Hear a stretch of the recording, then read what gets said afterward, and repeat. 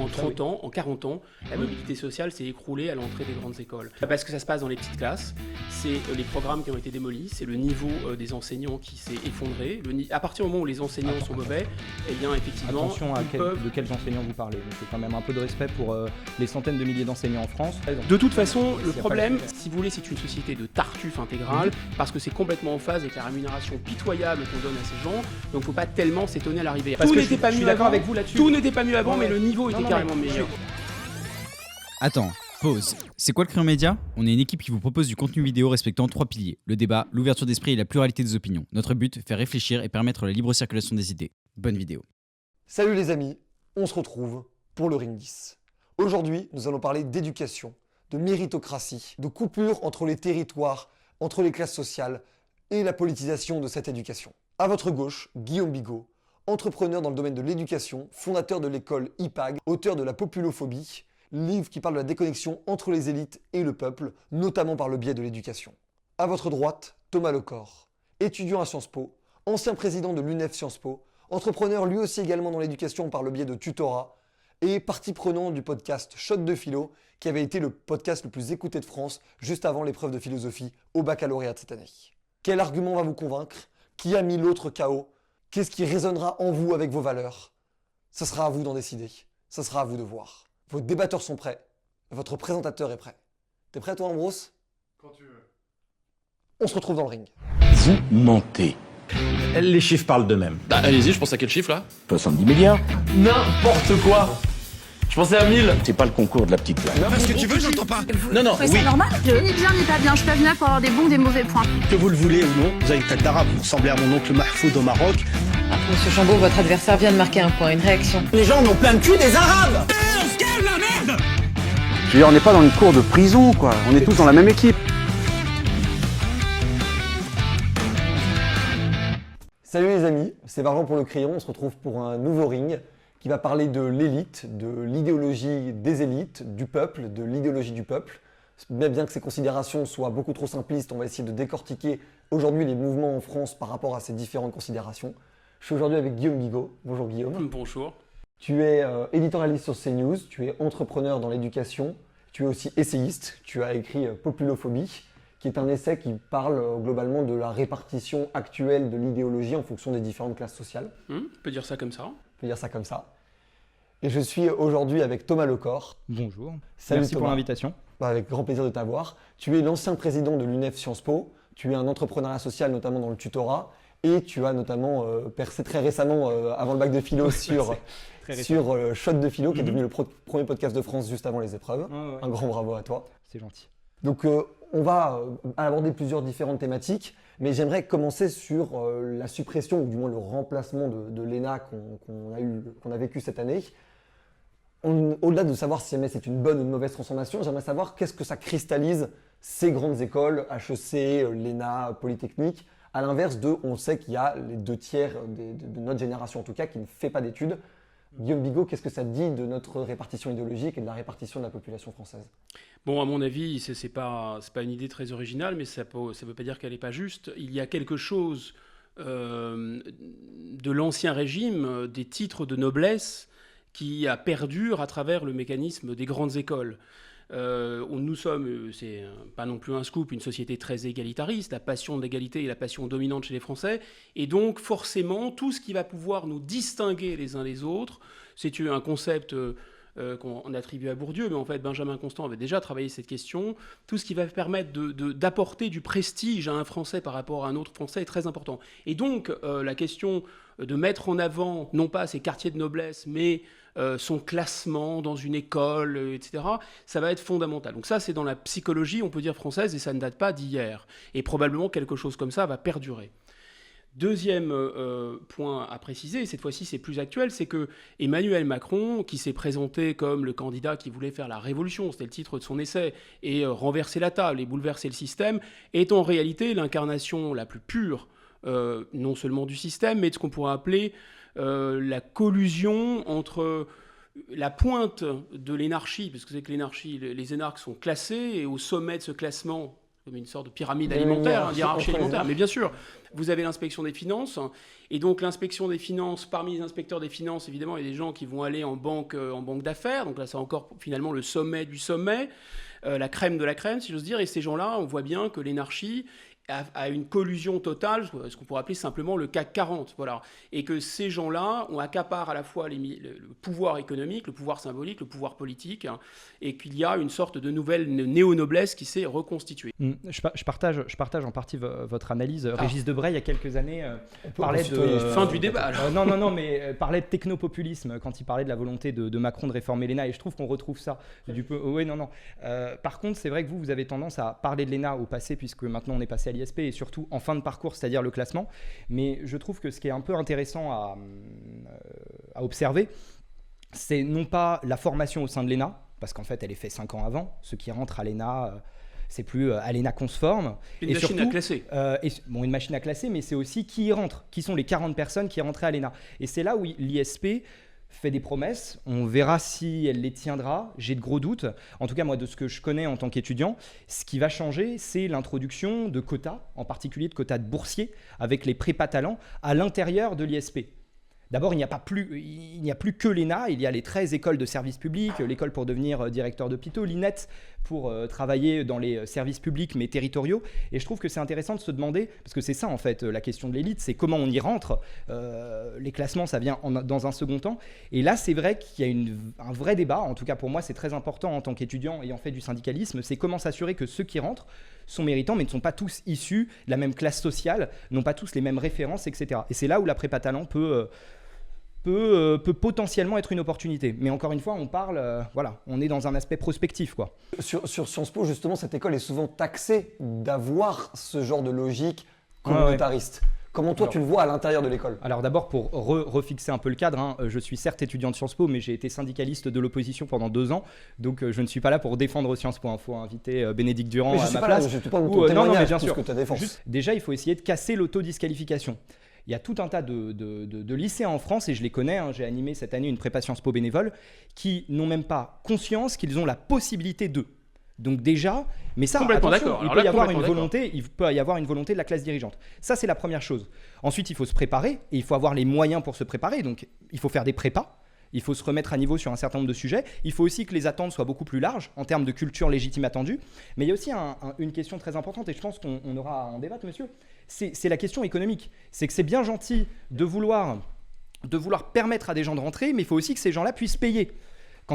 Quand on est issu, moi je viens de milieu rural, je connais très bien ce sujet-là, c'est très difficile de se projeter à Paris avec le coût du logement et surtout le coût des études.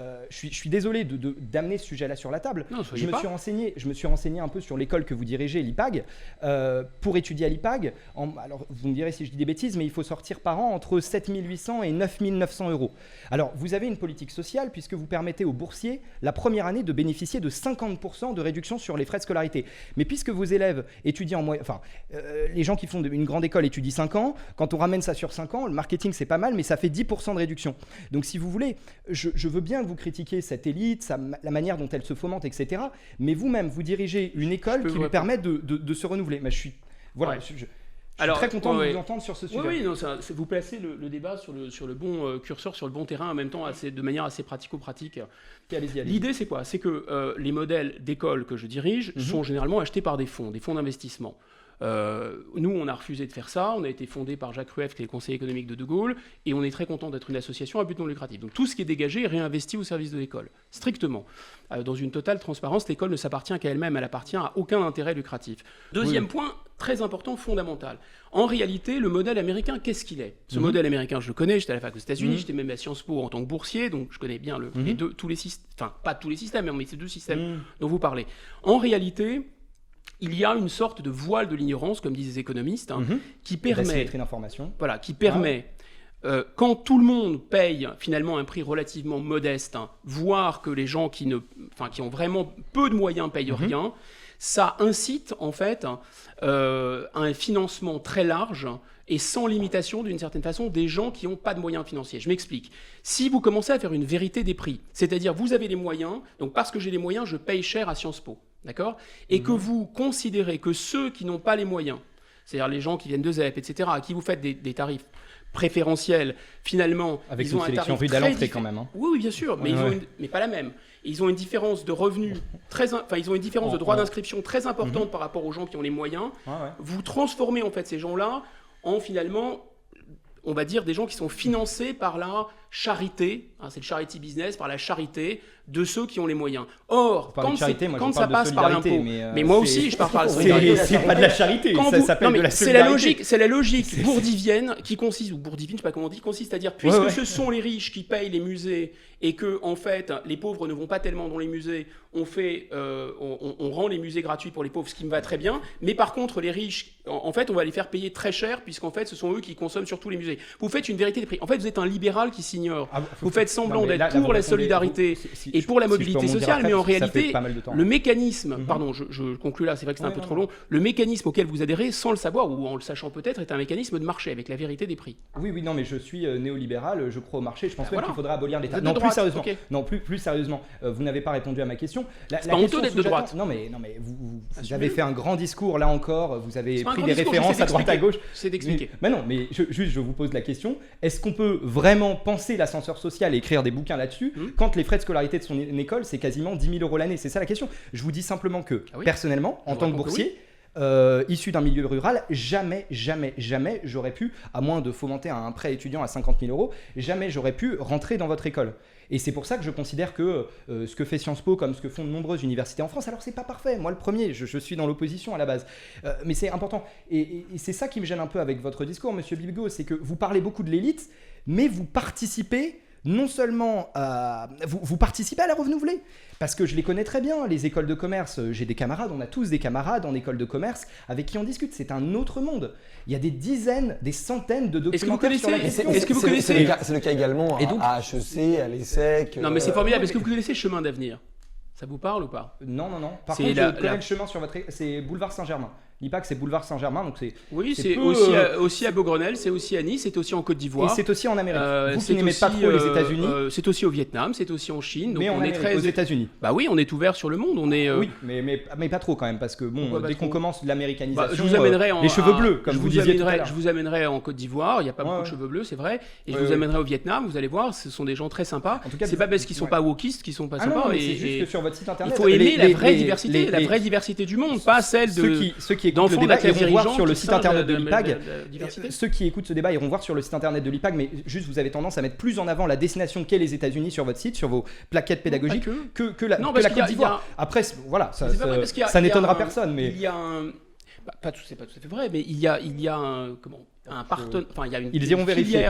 Mais écoutez, on n'est pas trop là pour parler de l'IPAG, parce que moi, mes opinions n'engagent pas du tout l'IPAG, qui est une école diverse avec des gens qui ont des opinions très différentes. Mais pour revenir là-dessus, on a notamment noué un partenariat avec Chemin d'Avenir, qui est l'une des principales associations qui s'intéresse à la France périphérique, à la France rurale, donc qui parraine avec des gens qui ont, disons, des jobs intéressants, qui parrainent des jeunes lycéens qui ont cette espèce d'autocensure dont vous parlez. Donc nous, on travaille directement là-dessus. Vous voyez, vous êtes tapé vraiment à côté de la cible, de la même façon que nous avons... Ça concerne combien d'étudiants qui rentrent dans votre école après, en pourcentage? J'ai vraiment pas les pourcentages en tête, je ne veux pas vous induire en erreur, mais on peut le vérifier hors de ce débat, et vous allez voir que la mobilité sociale, à partir du moment où il y a de l'alternance, est colossale, puisque je répète, les étudiants ne payent plus. C'est un choix qu'on a fait. C'est pour nous, c'est pas si simple parce qu'il faut récupérer de l'argent 1 an, 2 ans, 3 ans, etc. Donc pour notre modèle économique, c'est compliqué. Mais c'est précisément pour faire de la mobilité sociale. Donc vous tapez vraiment à côté de la cible. Et des écoles qui sont beaucoup plus à partir du master. Bon, quand on est social en France, c'est très intéressant comme sujet, mais on a fait une partie du tour de la question. J'aimerais qu'on parle de la liberté d'expression, donc du coup presque même une forme de libéralisation de la parole au sein des universités et des écoles, notamment parce que je pense qu'elle contribue aussi, et c'est notre avis au crayon, qu'elle contribue aussi à avoir en fait des blocs en fonction des écoles et des différents types d'études. On peut voir qu'en fonction d'une classe d'ingénieurs, en fonction d'une classe de licence de sociologie, en fonction d'une classe de sciences politiques, en fonction d'une classe d'école de commerce, les profils ne sont pas forcément les mêmes, même socialement. Et donc du coup, comment on réussit à homogénéiser le tout? Qu'est-ce que tu en penses, toi, Guillaume, plus globalement même d'ailleurs que sur les études, c'est sur la jeune génération, comment elle se sépare idéologiquement au fur et à mesure, peut-être même autant d'ailleurs qu'une population plus âgée? c'est de répondre à ça. C'est pas si simple parce que j'en fais pas partie, mais c'est déjà côtoie et qu'il faudrait lui demander à elle en fait, enfin à la jeune génération que représente Thomas. Mais moi, il me semble quand même que j'ouvre une parenthèse que je vais vite refermer sur la mobilité sociale parce que en réalité, moi, ce que je reproche à tous ces mécanismes dont on a parlé d'action positive, de discrimination positive, etc., c'est d'agir sur les effets et pas sur les causes. En réalité, le mal est fait. Quand on arrive en terminale à vouloir prendre un petit échantillon de ceci, un petit échantillon de cela, etc., pour se donner bonne conscience, le mal est fait. Et en fait, personne ne se pose la question réelle de savoir pourquoi, en 30 ans, en 40 ans, la mobilité sociale s'est écroulée à l'entrée des grandes écoles. Et pourquoi voilà. Et donc, en réalité, ça se passe dans les parce que ça se passe dans les petites classes. C'est les programmes qui ont été démolis, c'est le niveau des enseignants qui s'est effondré. À partir du moment où les enseignants sont mauvais, eh bien, effectivement, attention ils peuvent... de quels enseignants vous parlez, monsieur. Quand même un peu de respect pour les centaines de milliers d'enseignants en France. Tous les enseignants n'ont pas le même statut, tous les enseignants n'ont pas la même formation. Et il y a beaucoup d'enseignants qui sont très courageux, surtout après ce qui s'est passé encore récemment avec l'assassinat de Samuel Paty. Il faut faire attention sur ces sujets-là parce qu'on n'est pas sur CNews. On peut avoir un débat posé sans dire que les enseignants sont incompétents. C'est un peu facile. Oui, on a tous eu des enseignants qui nous ont marqués, qui ont été courageux, qui ont organisé des projets. Ça dépend où. Mais par contre, je suis d'accord. Pure démagogie, c'est mais non, c'est pas de la démagogie. Personne qui ne se sent pas absolument solidaire de tous les enseignants après Samuel Paty, à part les islamistes, personne.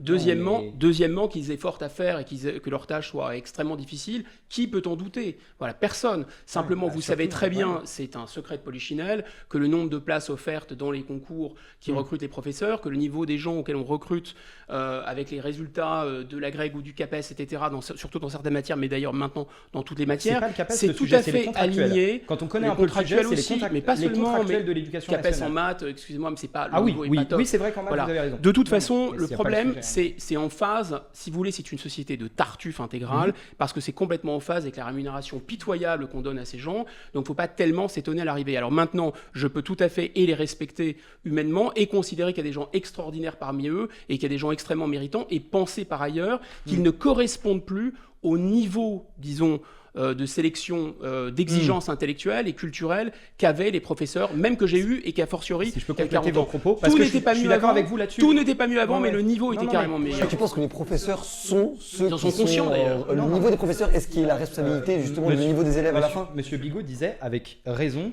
qu'on ne traite pas le problème à la source quand on fait des politiques de discrimination positive. Alors oui, mais après, il faut être un peu pragmatique. S'il faut attendre 20 ans pour changer les choses, il faut s'attaquer à la source, mais ça prend un peu plus de temps. Parce qu'une génération qui passe volonté politique est absente. Mais vous savez, il y a une statistique qui est très intéressante là-dessus. C'est qu'en moyenne, un élève qui vient du 93, il a dans sa vie 1 an d'enseignement en moins à cause des remplacements non remplacés. C'est le cas des remplacements. Ouais, non, mais il a 1 an d'enseignement en moins. Aussi. Moi, j'ai grandi en 93. Oui, non, mais je suis content. Mais ce que je veux dire, c'est que j'ai pas être content ou pas. C'est une réalité que j'ai vécue. Et à mon avis, à mon époque, ça doit être 10 fois pire aujourd'hui. C'est-à-dire que quand on avait des bonnes notes, il fallait se cacher d'avoir des bonnes notes. Est-ce que je peux parler? Non, mais si vous voulez, si on veut avoir des politiques publiques à peu près sensées, on agit de façon pragmatique avec la société qu'on a et ensuite effectivement on réfléchit à long terme. C'est difficile avec la manière de fonctionner de notre démocratie et notre constitution aujourd'hui, mais de réfléchir à 20 à 30 ans pour trouver des solutions. Voilà, c'est tout. La majorité essaie de le faire bien que mal et ça marche pas parce qu'ils sont un peu à côté de la plaque, mais je veux dire, l'école est un sujet fondamental et c'est vrai que vous avez raison, il faut agir à la source. Mais par contre, si vous voulez, on a tous chacun, et surtout quand on est directeur d'une école de commerce, une responsabilité avant d'écrire des bouquins. Et c'est vrai que moi, ce qui me semblait paradoxal, je suis souvent... le pire, c'est que je vous lis dans Front Populaire, il y a tout un tas de choses sur lesquelles on est fondamentalement d'accord, mais ce qui m'embête, c'est un peu la posture, quoi. C'est que, ce qui m'embête, c'est qu'à côté de ça, voilà, vous participez au renouvellement d'une élite à 10 000 € par an. C'est ça qui m'embête un peu, voilà. Mais on en a débattu, on a plein d'autres sujets vous sur la savez, table. les gens de l'IPAG sont très conscients, d'ailleurs, c'est une chose, il faut absolument reparler d'IPAG, ça me dérange pas, mais je leur dis vraiment, vous savez...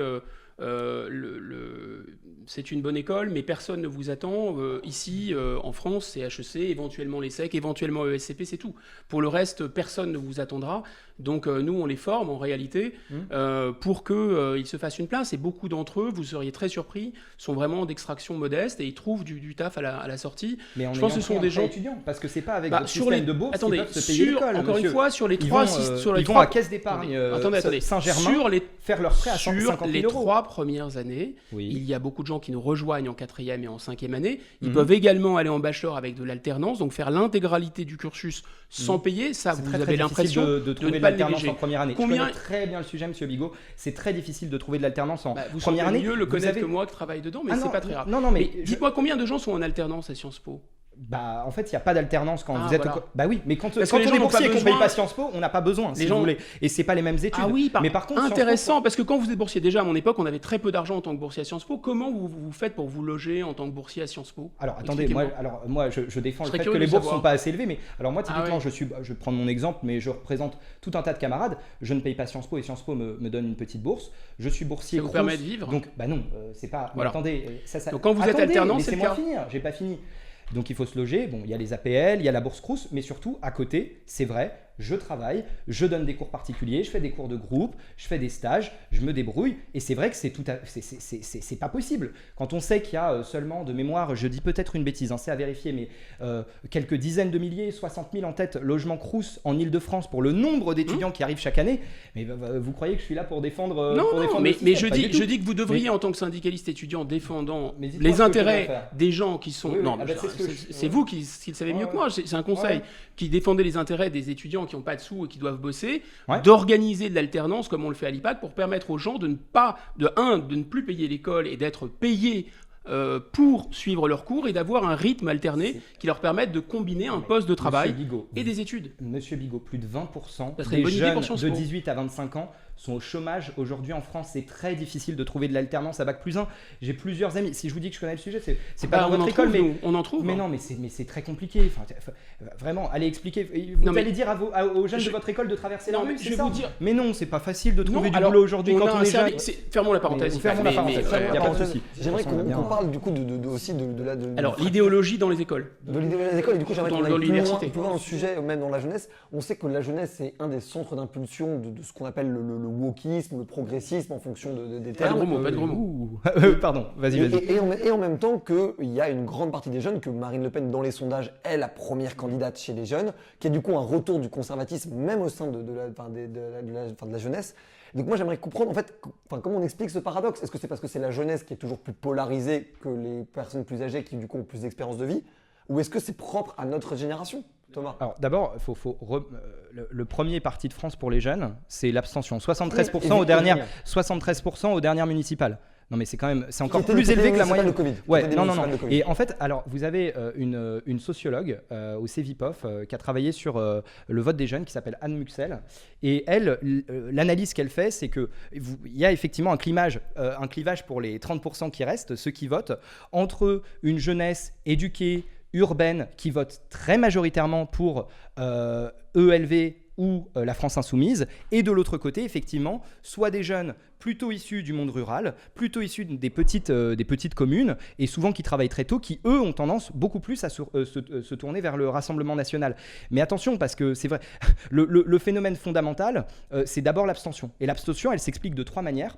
D'abord, c'est ce que Muxel appelle une forme de moratoire électoral, parce que quand on rentre à 18 ans, on ne sait pas comment s'inscrire sur les listes électorales, ça prend du temps, et puis c'est pas avec les cours qu'on fait au lycée qu'on sait exactement comment ça marche, hein. C'est pas avec 30 minutes d'éducation morale et civique par semaine qu'on s'en sort. La deuxième chose, c'est effectivement un vote de rejet, parce qu'on n'a pas envie, et puis parce qu'on veut contester le système, voilà. Et puis pour elle, il y a une troisième partie où c'est juste un désintérêt total, lié aussi, je parlais de l'EMC à l'instant, lié à un manque de culture politique. Est-ce que c'est volontaire ou pas de la part de l'éducation nationale, c'est encore un autre sujet, mais en tout cas je le vois comme ça. Mais si on parle des jeunes et du clivage, il faut quand même garder en tête que voilà, on parle d'une minorité dans la minorité, quoi. Justement, dans ton livre, tu parles justement de qui sont les abstentionnistes et de pourquoi la sociologie des abstentionnistes est aussi importante. Est-ce que tu peux nous en dire un peu plus, Guillaume? Oui, et je ne pense pas que la sociologie des abstentionnistes jeunes soit fondamentalement différente de la sociologie de la sociologie, oui, et puis des motivations d'abstentionnisme. Moi, il me semble que j'ose ce terme d'abstention civique. Je pense que si on prend un minimum au sérieux les institutions, le bien commun et la politique, On n'a pas tellement envie de se prêter à des McFly, Carlito, des trucs comme McFly, Carlito, du complotisme mélenchoniste. Même le discours de Marine Le Pen donne pas très envie, franchement. Donc c'est très compliqué. L'offre est quand même très limitée, l'offre est très biaisée. On a du Pepsi Cola, on a Pepsi Cola, Coca-Cola mainstream. Voilà, c'est en fait vous votez, vous voulez quoi, de l'état de droit, du wokisme, de l'Union européenne ou de la globalisation. Ou vous voulez de la globalisation, de l'Union européenne, du wokisme ou de l'état de droit. Enfin voilà, pour l'essentiel, le mainstream c'est ça. Et ensuite vous avez une espèce de Chavez de Monoprix ou une espèce de Mussolini du rayon frais. Bon, voilà, c'est ça qu'on vous propose en fait. Et emballer, c'est peser. Donc, évidemment, les gens ne sont pas tellement enthousiasmés, mais comme c'est étonnant, comme c'est étrange. Donc ça, c'est le premier point. Ensuite, en ce qui concerne la jeunesse, je pense qu'il faut voir en amont ce qui se passe. Parce que quand on arrive, et d'ailleurs c'est très étonnant, le comportement électoral est assez marqué 18-25 et ensuite après 25. Pourquoi ? Parce que les gens rentrent dans la vie active d'une part, qui vont forger leur esprit critique et penser par eux-mêmes, etc. Donc ça va évoluer. Et, beaucoup de responsabilités arrivent à ce moment-là, comme le fait de créer une famille, notamment le premier parti 18-25, c'est plutôt élevé, assez nettement en fait. Et ensuite, à partir de 25, 30... Puis après, les gens se mettent à réfléchir, c'est ça ? Non mais attendez, c'est pas à 25 ans qu'on se forge un esprit critique. Enfin, là vous êtes... c'est à 14, c'est quel âge ? Bah non, c'est pas à 14, mais j'en parlais tout à l'heure. J'en parlais. On entre à l'université. Mais attendez, Thomas, dites-moi juste, est-ce qu'à votre avis, à 25, on a plus ou moins d'esprit critique qu'à 18 ? Bah on en a plus. Ah bah mais donc ça commence vous abondez dans mon sens. Mais non, mais j'ai pas dit que j'étais. Mais non, mais c'est pas CQFD. Vous expliquez qu'on vote. Vous savez, toute sa vie, on cherche l'esprit critique et toute la vie. C'est pas le sujet. Il y a pas de sujet et surtout il y a pas de débat. Vous voulez pas nous refaire les annales les corrigés du bac là sur comment on se fabrique un esprit critique tout au long de sa vie. On est bien d'accord. Je pense qu'on partage au moins ces genres de valeurs. Donc c'est pas la question. La question, c'est, il me semble que ça s'est un peu clivé 18-25 et 25 après pour les raisons que j'évoque, parce qu'il y a une rentrée dans la vie active. Mais surtout, il me semble, pour avoir des enfants en bas âge et de regarder leurs copies, de regarder les programmes scolaires, etc. Personne ne dénonce ça, mais il y a un formatage, pour ne pas dire un matraquage, pour ne pas dire un passage à tabac intellectuel et moral qui est fascinant. En regardant CNews ? Non, je parle des programmes scolaires. CNews a beaucoup de pouvoir, mais n'écrit pas encore les programmes scolaires, vous savez. Et en fait, là, donc, grosso modo, on parle d'éducation nationale, mais c'est pas tout à fait le terme. Il n'y a plus rien. D'ailleurs, l'éducation, c'est pas sûr. Nationale, sûrement pas. L'idée, c'est quand même le personnage central, c'est Greta Thunberg dans l'éducation nationale.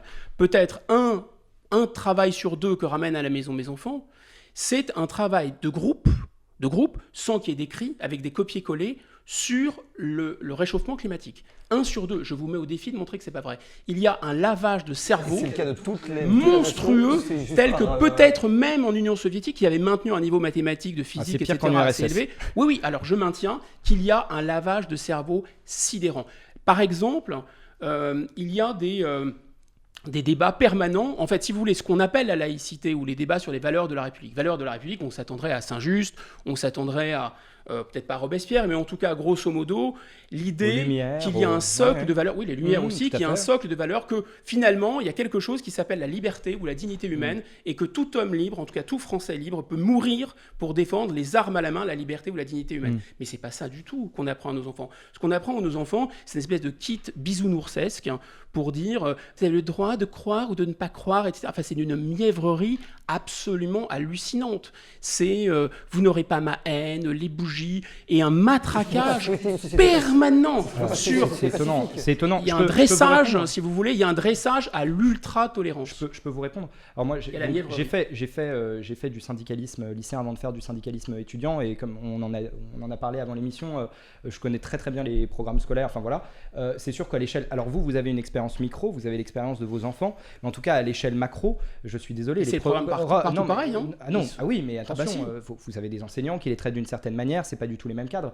Mais quand on regarde les programmes scolaires, encore une fois, vous avez des sites sur internet gratuits, ceux qui regardent cette vidéo, vous pouvez aller voir les programmes. Alors je sais pas quel âge ont vos enfants, mais vous regardez les programmes fin de collège, début lycée. Greta Thunberg est absolument pas omniprésente. Par contre, c'est vrai que là vous relevez quelque chose de très intéressant. La globalisation, les flux de la globalisation, le réchauffement climatique, c'est pas omniprésent selon vous? Mais non, mais pas du tout. D'accord. Bah non, vous savez quoi, il y a même eu des polémiques au bac à l'épreuve d'économie, parce que justement, la question, alors je ne la connais pas par cœur, mais c'était en quoi le progrès technique capitaliste peut répondre aux problèmes que pose le réchauffement climatique. Donc on n'est pas dans une forme de wokisme à la Greta Thunberg ou de catastrophisme, de collapsologie, pas du tout, au contraire. Non, justement, il n'y a encore pas, dans les programmes, notamment dans les programmes de SVT en 6e, 5e, 4e, on ne parle pas encore assez du rapport à la nature, du rapport à l'environnement, du rapport à la 6e extinction de masse. Mais c'est vrai que on avance un peu dans la trame, mais vous parliez en 2005 des vrais risques pour l'Hexagone. Et c'est vrai qu'on peut considérer que le risque que vous mettez en avant existe. Moi, le premier, vous ne pouvez pas me faire ce reproche, je considère qu'il existe. Mais il y a d'autres risques absolument monumentaux dont il faut parler. Et ce que je trouve dommage, c'est que quand on vous écoute sur CNews ou quand on écoute CNews en général, on n'a rien sur la question des inégalités économiques, le fait qu'en 2020, les milliardaires français ont gagné 175 milliards alors même que des dizaines de milliers de camarades étudiants faisaient des distributions alimentaires. Vous allez faire tout un truc sur la précarité étudiante, c'est génial. On ne parle pas du fait qu'on vit une catastrophe climatique sans précédent, ou alors quand on en parle, c'est autour de Pascal Praud qui explique que s'il fait froid l'hiver, c'est qu'il n'y a pas de réchauffement climatique. Donc bref, si vous voulez, moi ce que je trouve vraiment dommage, et c'est ce qui participe au flou artistique et au fait qu'on ne s'y retrouve plus, et au fait que les jeunes ne se retrouvent plus, c'est que les jeunes, pas tous, pas de la même façon, ils ne sont pas sensibilisés du tout de la même façon en fonction de la sociologie, de leur milieu social, etc., de là où ils habitent. Mais je peux vous dire, je reviens du Finistère où j'ai passé du temps en famille. Et ben je peux vous dire que le rapport à l'agriculture, le rapport à l'environnement, le rapport à la bête, le rapport au paysage, c'est quelque chose de très important. Et si certains jeunes votent RN, c'est pas pour ces raisons-là. Donc il faut Vous avez une très grande chance, en tout cas, en parenthèse ouverte, d'avoir eu ce rapport avec le réel. Je pense que c'est vraiment une grande chance que vous avez. Et pour avoir discuté avec des gens issus de la France rurale, des jeunes issus de la France rurale, c'est la même chance. On les entend pas assez, c'est tout le problème.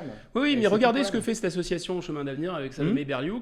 C'est plus de 1000 jeunes qui sont accompagnés venant de ces milieux ruraux. Et c'est très important. Ça, c'est vraiment génial. Très important. C'est vrai, on a une autre. Mais ils ne brûlent pas de voiture, alors évidemment, personne ne s'intéresse à ça. Il y a une association avec plein de petites branches qui s'appelle Des territoires aux grandes écoles, qui est découpée en plein de petites associations, en fédérations départementales. Et c'est vrai que toutes ces associations, il y en a plein, il y a Article 1er, etc. Plein d'assos qui participent à ça. Dans les banlieues, il y a Graines d'orateurs, il y a Ambition Campus qui participent. C'est génial.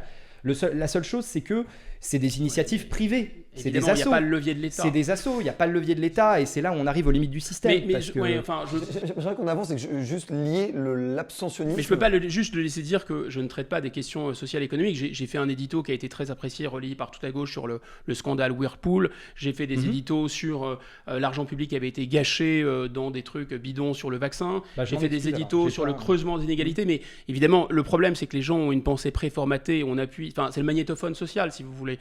Donc, dès que vous appuyez sur un bouton, c'est news égale nazisme, égale fascisme, etc. Je vous ai pas traité mais simplement, je ne parlais pas de vous, en général. On parle d'un rapport avec des médias plus progressistes où on les taxe à chaque fois qu'ils font preuve de progressisme d'être progressistes, mais quand ils sont plutôt conservateurs, on ne le relève pas non plus.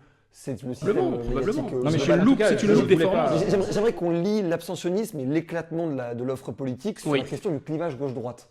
Est-ce que du coup aujourd'hui on doit parler de clivage progressiste-conservateur? Est-ce que gauche-droite ça a encore du sens? Parce que même dans les conservateurs ou dans les progressistes, certains sont libéraux, d'autres ne le sont pas.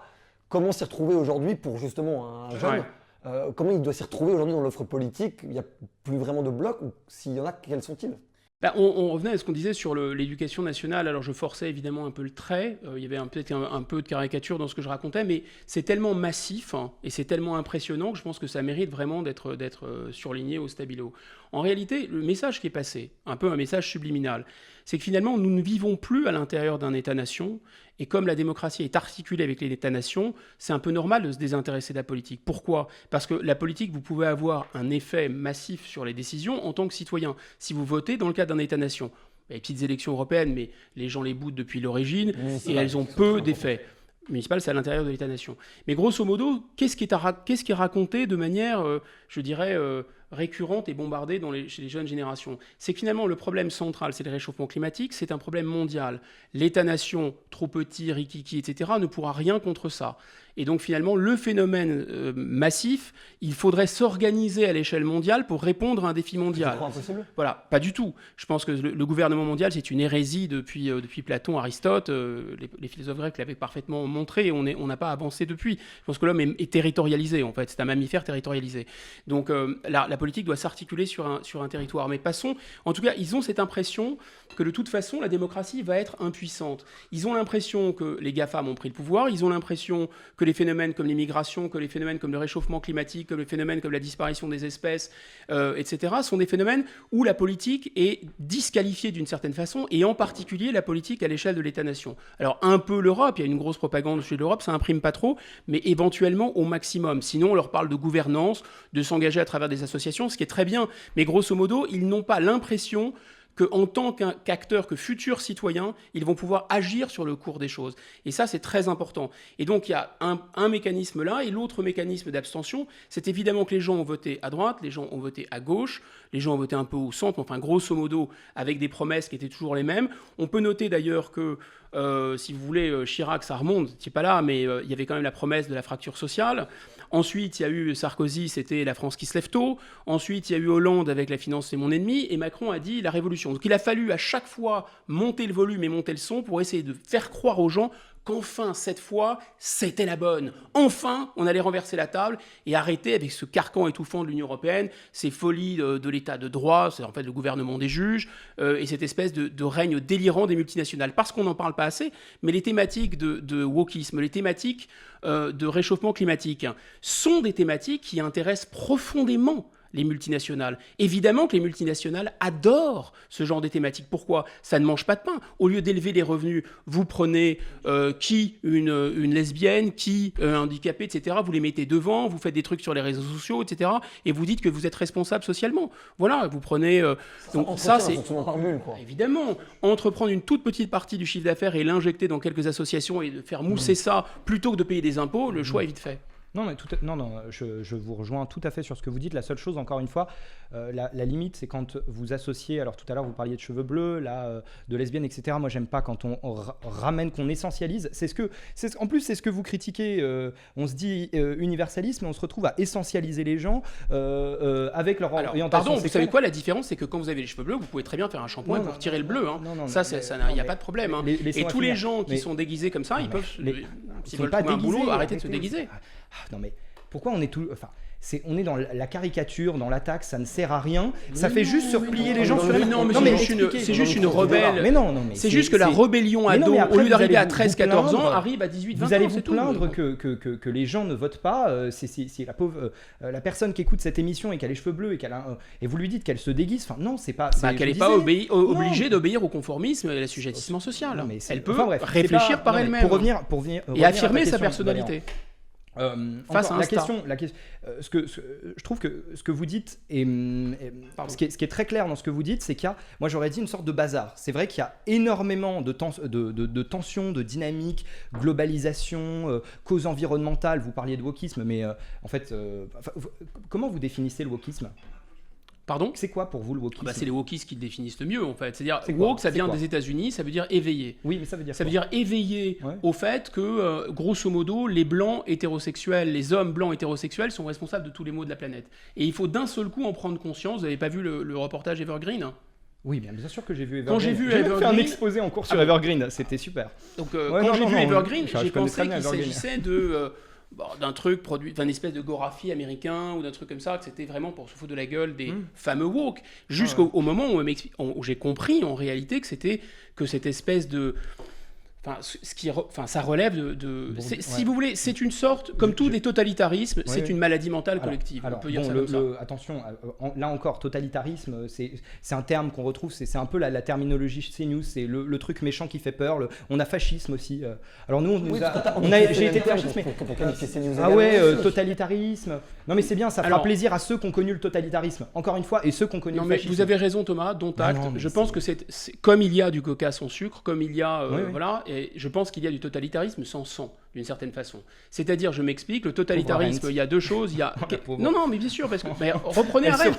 C'est très intéressant. D'ailleurs, je suis pas le seul. Moi, j'avais fait un bouquin sur le management et les dérives du management. Alors, je dirige une école de commerce, vous voyez. Je suis pas un paradoxe près. Et j'ai pas le seul. Il y a un gars qui s'appelle Christophe Dejour qui a repris Hannah Arendt pour montrer comment dans le management, il y avait une espèce de matrice totalitaire. Parce qu'à partir du moment où vous voulez refaire l'homme à neuf, où vous voulez d'une certaine façon utiliser une espèce de taylorisme libidinal, c'est des expressions qu'il utilisait, il y a une dimension un peu totalitaire. Donc dans le wokisme, à partir du moment où vous définissez les gens par ce qu'ils sont et non pas par ce qu'ils veulent être, par ce qu'ils sont, vous les enfermez, vous les assignez à résidence identitaire, il y a quelque chose de totalitaire.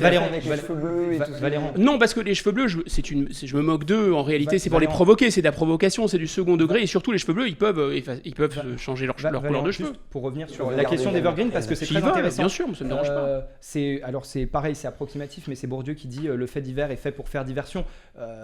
Très bien Evergreen, mais pareil, prendre cet exemple-là pour représenter un peu l'Amérique et l'américanisation de la France, c'est un peu comme prendre une pièce de théâtre interdite à l'université, et c'est absolument condamnable, et associer ça à ce qu'est l'université française aujourd'hui. Vous prenez un fait divers et vous en faites une généralité, et c'est ça qui est embêtant.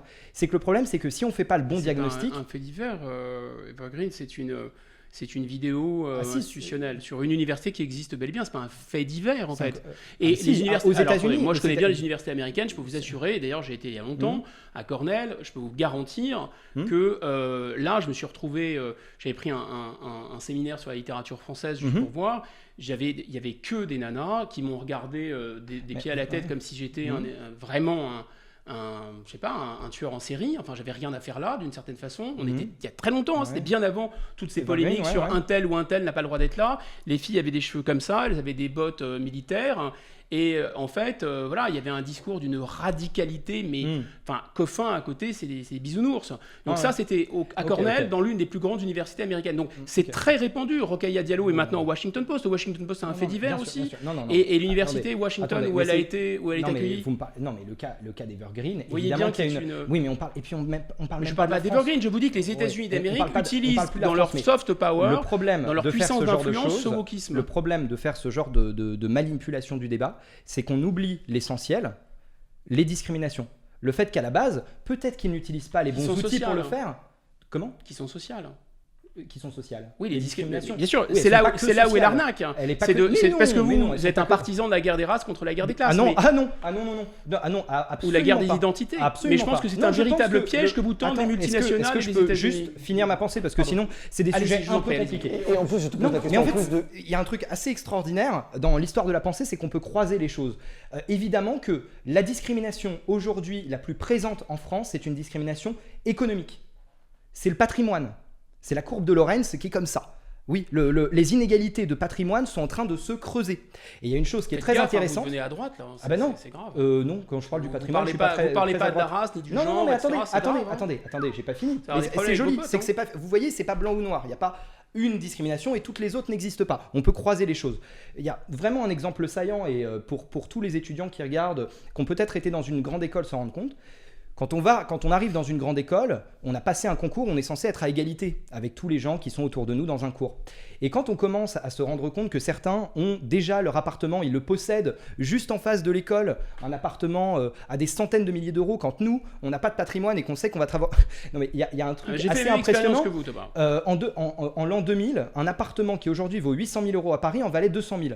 Moi, typiquement, à moins de faire fortune, je n'aurais pas les moyens, avec le salaire moyen à la sortie de Sciences Po, d'avoir un appartement à Paris. C'est aussi bête que ça. Je ne vous rassure pas, j'ai 50 ans et je gagnais très bien ma vie et j'arrive toujours pas à avoir une propriété à Paris. Donc, je continue. Je vous le confirme. Alors, discrimination économique, discrimination sociale, classe sociale, ok. Mais il y en a d'autres. Pas plus tard qu'il y a quelques mois, on s'est réveillé, on est allé devant Sciences Po, il y avait des tags antisémites. Sur le campus de Menton, dans le sud de la France, des professeurs, a priori, ont déféré des propos antisémites contre des étudiants qui seraient d'origine, en tout cas, qui seraient de confession juive. Moi, je les connais, le cas de l'antisémitisme.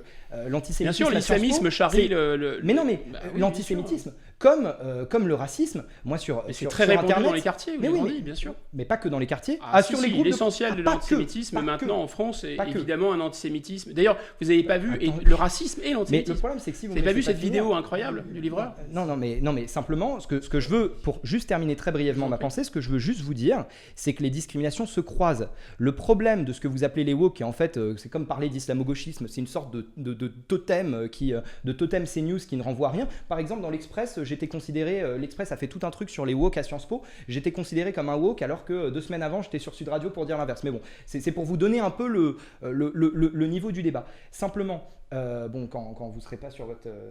Non, c'est pas ça, je regardais l'origine du terme woke, mais je vous écoute. Hein. Non, mais vous avez donné la traduction en anglais. Ces gens-là, le problème, c'est qu'ils partent d'une très bonne intention qui est celle de réduire les discriminations.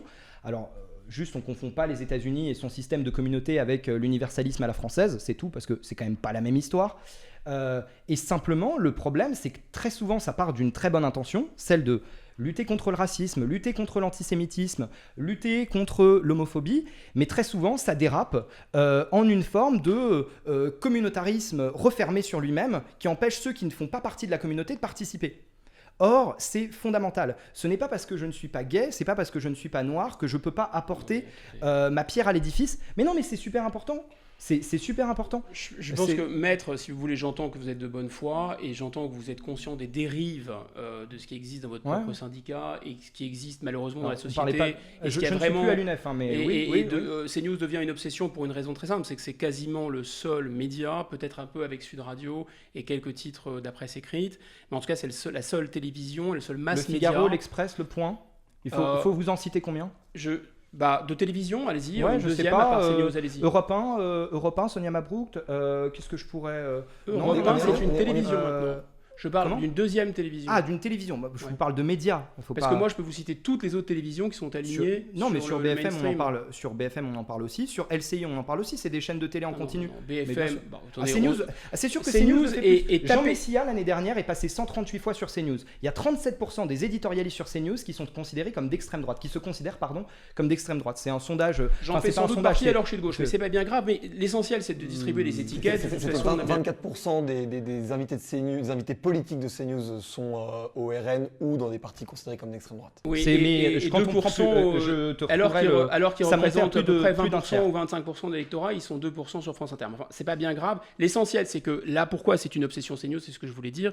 C'est une obsession en réalité parce qu'il y a un peu de pluralisme. Sur une télévision, il y a un peu de pluralisme. Et comme la télévision reste quand même importante, parce qu'elle est aussi reprise sur les réseaux, ça devient évidemment quelque chose d'absolument intolérable. Le pluralisme, il y en a aussi au crayon et ça fait très plaisir. Bien sûr, mais vous n'êtes pas encore une télé, peut-être que vous ne voulez pas le devenir ou peut-être que vous allez le devenir. On est déjà sur l'écran, on est déjà. Exactement. Et puis ça va devenir le média dominant sur lequel on se trouve aujourd'hui. On espère, on est très content que vous y contribuiez en tout cas. On va conclure ce débat qui était très intéressant. Mais je veux juste répondre à Thomas sur un point. Termine parce qu'en fait, alors j'essaie d'être très bref, parce qu'en fait il me semble que la politique, notamment en République, parce que la République c'est la chose commune, la politique ça consiste à, disons, faire abstraction de ce qu'on est, de ce qui nous détermine, qui peut être la religion, qui peut être les origines nationales, régionales, de classe sociale, etc. S'arracher à ça et de mettre, si vous voulez, sur l'agora des sujets de conflit et de débat. Alors effectivement, parmi les conflits depuis l'origine de la politique, Aristote a bien noté qu'il y avait 2 questions qui pouvaient devenir des sujets de conflit. La question des origines, justement, c'est ça qu'Aristote dit qu'il ne faut pas trop que les cités aillent se dupliquer ailleurs, etc., parce que si elles rentrent en contact avec des populations allogènes, ça peut créer des tensions de nature politique. Et la deuxième question, dit Aristote, c'est la plus importante, c'est les questions économiques de revenus. Donc moi, ça ne me choque pas qu'il y ait ce genre de débat. Mais l'essentiel de la politique, c'est ce qui est commun, en fait. Et ça fait maintenant 40 ans qu'on n'arrête pas d'exciter ce qui sépare les gens les uns des autres. Et je pense que la dignité de la politique, les cheveux bleus, c'est... Oui, exactement. Non, mais exactement. C'est vous qui le faites. Mais pas du tout. Ce sont des gens qui se retranchent d'eux-mêmes d'une certaine façon. C'est vous qui les incitez. Vous avez parlé de lesbiennes, de cheveux bleus. Vous avez pris plein d'exemples. Mais depuis tout à l'heure, vous le faites. C'est ça que j'arrive pas à comprendre. Mais attendez, un peu de bonne foi. On est dans un univers dans lequel des gens, parce que ils sont femmes, ils sont noirs, ils sont lesbiennes, etc., refusent tout dialogue. même la présence de quelqu'un de différent. Alors évidemment, il est temps de contre-attaquer, il est temps de montrer à quel point c'est risible. C'est du second degré, bien sûr, c'est de l'humour, c'est pour secouer un peu le cocotier. Bien évidemment, je suis prêt à discuter avec des gens qui ont des cheveux bleus, je peux juste avant la conclusion c'est répondre pas un très problème. brièvement. Donc je pense qu'en fait là, voilà, le problème c'est que la politique s'affaisse parce on ne débat plus de ce qui est commun. Exactement. Thomas, pour conclure. On excite ce qui nous différencie. L'origine fait forcément partie du combat politique. Enfin, sans avoir besoin de revenir à Aristote, vous prenez des grandes femmes, des grands hommes de la République.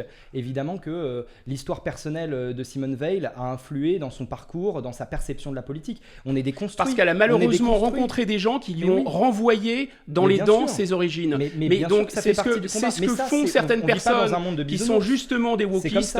Et moi, je ne veux pas d'une société dans laquelle on renvoie les gens à leurs origines et à leur identité. C'est extrêmement dangereux, vous faites bien de le dire. Et donc ça a déjà mal tourné dans l'histoire, il faut arrêter de renvoyer les gens à leur identité. Et on va... Sur un bon point Godwin, on termine. C'était le vôtre, c'est celui de Simone Non, Veil. mais c'était pas le but. Le but, c'était simplement le de Godwin, montrer... ça marche dans un sens. Oui, okay. Bah non, mais je pense pas à Simone Veil qu'à ça, hein, bizarrement. Mais c'est ce que vous avez dit. Non, mais comprendra qui voudra. Mais je veux dire simplement. Ce que pourra surtout. Oui, non, simplement le fruit de la politique, c'est aussi un construit, c'est une histoire. Moi, typiquement, évidemment que ce que je dis, le syndicalisme étudiant, c'est lié à mes origines sociales, tout ce que vous voulez. Évidemment que je m'y identifie pas dur comme fer, mais évidemment que ça, mais est-ce que vous serez d'accord, ça produit quelque chose. Question de consensuelle, je vais vous poser. Est-ce que vous êtes d'accord que ce qui est plus important, c'est pas d'où nous venons, c'est où nous allons ensemble et ce que nous ferons ensemble. En tant qu'État-nation, en tant que peuple. Voilà. En tant que peuple, en tant qu'État-nation. Et c'est bon, c'est voilà, pas l'objet du débat, mais on peut voir finalement, vous êtes un patriote républicain qui s'ignore. On aurait parlé de souverainisme, on vous couperait ça, mais ça aurait été différent. Mais là, le sujet est tout autre. Non, j'ai presque converti. On peut, en tout cas, de toute façon, vous initiez en tout cas sur ces 2 points, et donc ça fait très plaisir. Merci beaucoup Guillaume pour ce débat. Merci à vous, le crayon. Merci Thomas. Merci beaucoup Thomas, c'était extrêmement intéressant. Merci Monsieur Bigot. Merci à vous. De la table. Je m'appelais Guillaume. Ouais. J'espère que ça vous a intéressé, que ça vous a permis de faire évoluer les points de vue. Comme vous commencez à connaître les recettes maison, on essaye de ne pas rentrer dans la caricature des idéologies de chacun et d'avoir un débat le plus ouvert et le plus pertinent possible. J'espère que ça vous aura plu. N'hésitez pas à donner votre avis en commentaire, à nous poser des questions, à retrouver le travail de Thomas Lecor et de Guillaume Bigot sur leurs différents réseaux sociaux. On se retrouve très bientôt pour un nouveau débat sur le crayon. C'était Valin. Ciao.